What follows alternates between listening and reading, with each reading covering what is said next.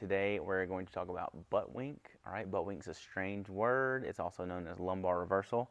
What it is when you squat and you get to the bottom of your squat and you lose that tension in your lumbar spine, and then you pick it right back up when you stand up. That is butt wink, okay? So basically your pelvis shifts up underneath the bottom of your body in the bottom of the squat. Now, why is it important to address? Well, it might not be. If you're not having pain in your squat and you're doing a bunch of air squats, you know, probably don't need to address it. But if you are having pain, or if you are looking to gain some more power, then you probably do need to address it. So we're going to look at some reasons why it happens and some ways to address it today.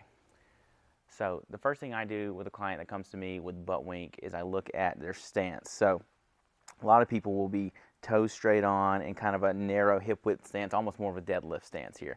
This, for most people, is going to be too narrow of a stance, because if I have a super narrow stance here, it is really hard for me to get down low, because right here I can already feel tightness in the front of my hips where my femur is running in to my pelvis. And so therefore, when I go down, the only way I'm able to go down is for my pelvis to tuck up underneath there. So if I change my stance up from here to a little wider and a little bit of more of a toe out position, as long as I'm driving my knees out over these toes, this is a great spot for me to sit my pelvis down and have a lot less butt wink. Now for me, that's great because I know my squat position and where my feet need to be. But how do you figure that out? Well, one, you can do what I just did. You can play around with the squat position. You can play around with how wide or how narrow you want to be, how toed in or toed out you want to be. You could also lay down on the ground and play with the position from here. So first thing I would do, I would take this leg, I would pull it narrow and feel when this leg starts to kind of come up off the ground like that, that's my pelvis kind of coming up underneath me just like it would in the squat. So what I do is I play around. Now here I've got a lot more room for my leg to come up, or this leg to come up without this leg coming up. So this is kind of where my squat position should be.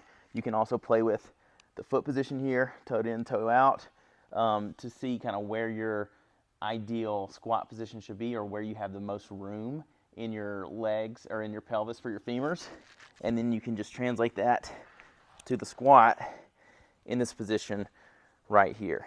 And so that's one way to find out kind of what my ideal foot position should be in my squat, and if I'm too narrow, too wide, and if that's causing the butt wink. All right, so after I've looked at somebody's stance, make sure that's okay. If they're still butt winking, I'll look at ankle mobility. That's usually the second thing that's gonna cause that butt wink. If your ankles are not mobile and you're trying to squat, I'm gonna give you a little visual. Imagine my ankle wasn't mobile and my knee couldn't go past my toes. I'm trying to squat here. I've already run out of room with my ankles, so everything else is gonna come up the chain, meaning hips, pelvis, low back. It's gonna be an ugly looking squat, okay? How do I measure ankle mobility? You can do that up against a box or against a wall. It's probably a little better. Kick your shoe off, put your toe into the ground, heels into the ground, drive this knee into this target while keeping your heel on the ground. You keep inching it back until you have found your limit. For me, it's about right there. That's going to be about a palm and 2 fingers. That's pretty good. That's adequate enough for a solid squat. Ideally, you want about 5 inches for a squat.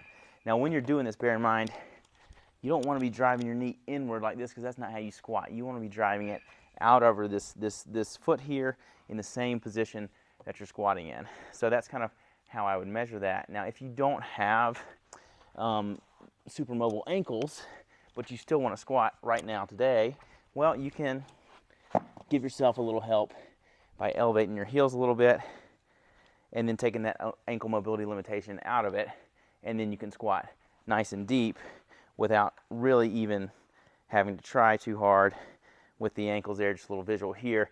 Man, I can squat super far down, nice and deep, without even having to bend my torso over, a lot better than if I'm without it. So let's look at a couple different mobilizations on how to maybe increase our ankle mobility.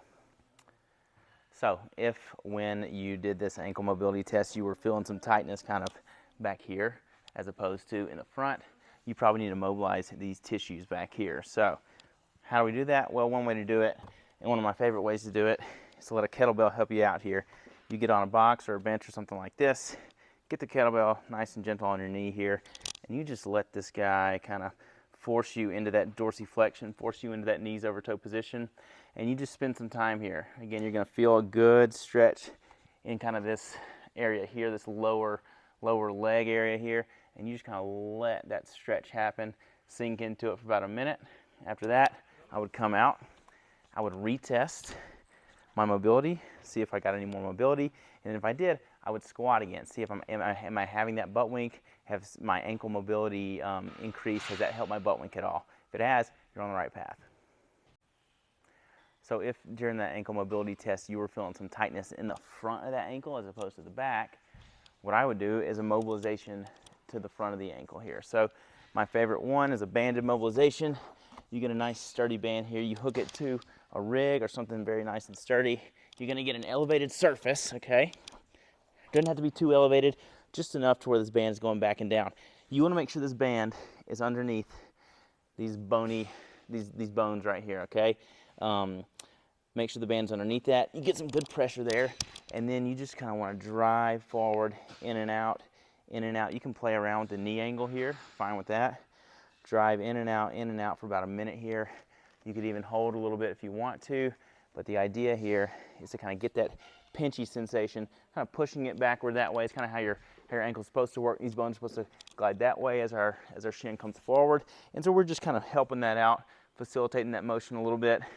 After you've done that for about a minute, I would come off, I would retest my ankle mobility, and then I would squat. Is my butt wink better? Has it changed anything? If it has, you're probably on the right path.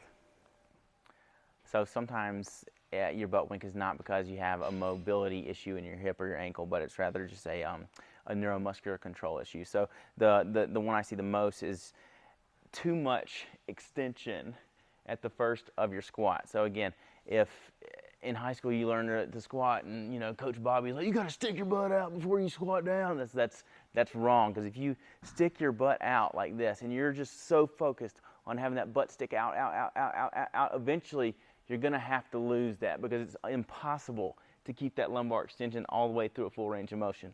What you've got to do in this position, in this case, what I usually tell people is you need to brace a lot tighter than you are. They're just bracing back here, they're not bracing here. So I'll say, act like somebody's going to punch you in the stomach. We'll bring those ribs down. That puts that rib on top of the pelvis, like kind of like two bowls stacked on top of one another right there. And then I'll say, instead of sticking your butt out to start the squat, I want you to brace, and then I want you to sit straight down. That way, you're not so far extended that you have no more room for the femur and the pelvis to work together. So instead of going here and trying to keep that the whole way down, which is almost impossible, brace and sit straight down into that squat and back up. So there are a lot of other things that could potentially cause a butt wink in the bottom of a squat, but these three are the things that I see most often in the clinic and the gym. And so hopefully this video helped you diagnose your butt wink, and if it did and you like it, then like our page, subscribe and follow for more educational content.